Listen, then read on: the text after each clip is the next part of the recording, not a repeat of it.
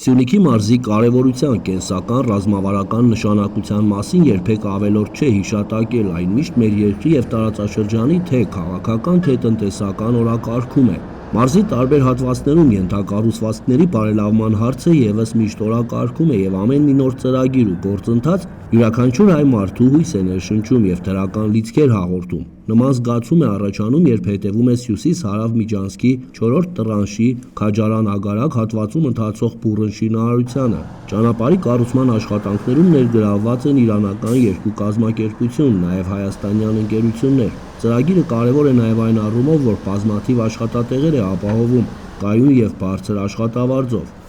Բավականին շատ, մոտ 2-3 անգամ ավել տեղացիներ կան, Եղեգնաձորից կան, Լեննականից կան, Սևանից կան, ես հաճախակի իրանց հետ հանդիպում եմ, այդպես գիտեմ։ Ընդգրկված են շատ հայկական կազմակերպություններ, ասենք վարձակալությամբ վերցրել են մարդիկ, գումարներ նորմալ տալիս են, հիմա հենա որ գնաք, տեսնակ իմ գյուղի տարածքում 12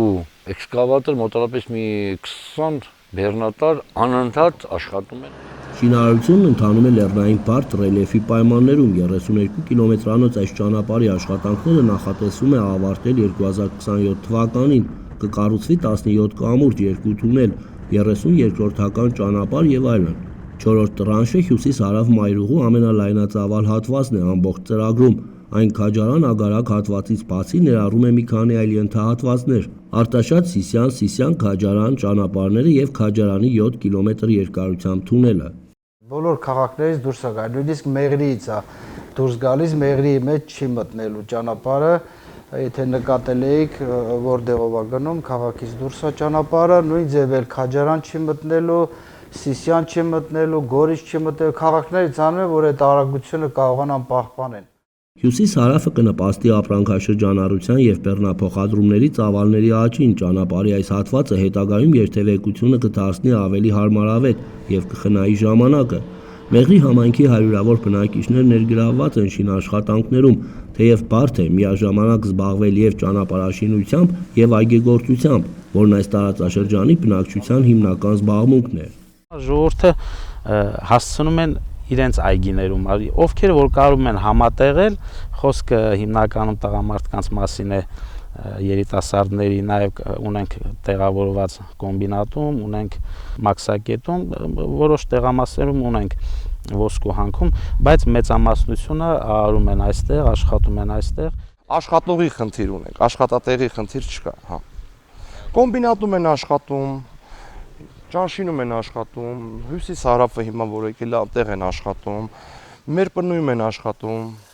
Մեղրին Հայաստանի այն եզակի համայնքներից է, որտեղ զբաղվածության խնդիր գրեթե չկա, միաժամանակ այն շրջաններից է, որտեղ կենսական նշանակության մի մեծ խնդիր կա, ինչը ներքին ու արտաքին միգրացիայի պատճառ է հանդիսացել։ Խմելու և ոռոգման ջրի հարցը մի շարք բնակավայրերում մինչ օրս ամենաառաջնայինն է, ինչը տասնամյակներ շարունակ միայն մասնակի լուծում է ստանում։ Ալվանքում օրինակ միայն վերջերս է 450 մետր խողովակաշար անցկացվել և ջրի մեծ տարա տեղադրվել, ու այսօր թեև շատ քիչ ժամանակով, բայց ջուր հասնում է գյուղացիներին։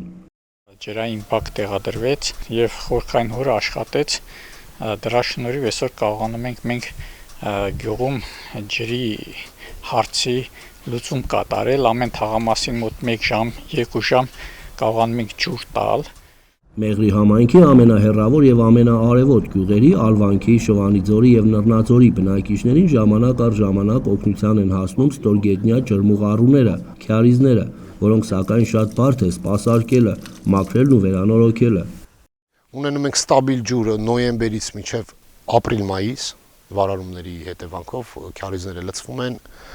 մայիսից հետո ընդհատումներով մինչև նոյեմբեր։ Ջրի սակավությունը, ճանապարհների վիճակը և մյուս խնդիրները անշուշտ բարդացնում են այգեգործի աշխատանքը, սակայն մեղրեցիները հուսահատվող չեն, պարապ մնալ չեն սիրում, անմշակ չեն թողնում իրենց հողը, որի տված բերք ու բարիքը ամենաքաղցրահամն է, ամենապահանջվածը։ Պարապ մարդ չես գտնի, էլի, ասենք ժամը 5-ից 6-ից արթնանում են, մինչև իրիկունը ժամը 8-9 10 աշխատում են։ Զուտ իրաց բերք ու բարիքը ստեղծելու, ասենք վաճառելու համար։ Խաղաղություն լինի, ասենք կապույտ երկինք, մեկ էլ ջուր, ուրիշ բան պետք չի դե։ Խաղաղությունը, անվտանգային ու սահմանային վիճակը այստեղ ամենօրյա, ամենժամյա քննարկումների թեմա է, գյուղական կենտրոնների զրուցարաններից մինչև համայնքապետարան ու մարզպետարան։ Մարզի բոլոր համայնքներում անցկացրած մեր հարցումները մեկ անգամ եւս ցույց տվեցին, թե որքան տարբեր ու հակասական կարող են լինել հնարավոր խաղաղության, ազատ երթևեկի ու տեղաշարժի վերաբերյալ կարծիքները։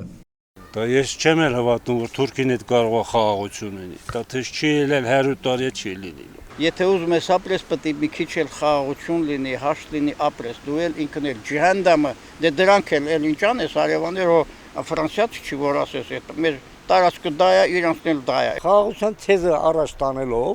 տանելով, ժողովուրդին կարողանում են այս պահին կիսօրչամ համոզել, որ այո, խաղաղություն անելու։ Թուրքիայի հետ երբեք խաղաղություն չի եղել։ 100 ձեռքով, կողմ ենք, միայն խաղաղություն։ Դա Տրամպի ծրագիրն է, ամերիկյան ծրագիր է, ուզում են ապշերոն թերակղզում ՆԱՏՕ-ի բազա դնել։ Սա այս ճանապարհը դրա համար վերցնում են իրենց վերահսկողության տակ։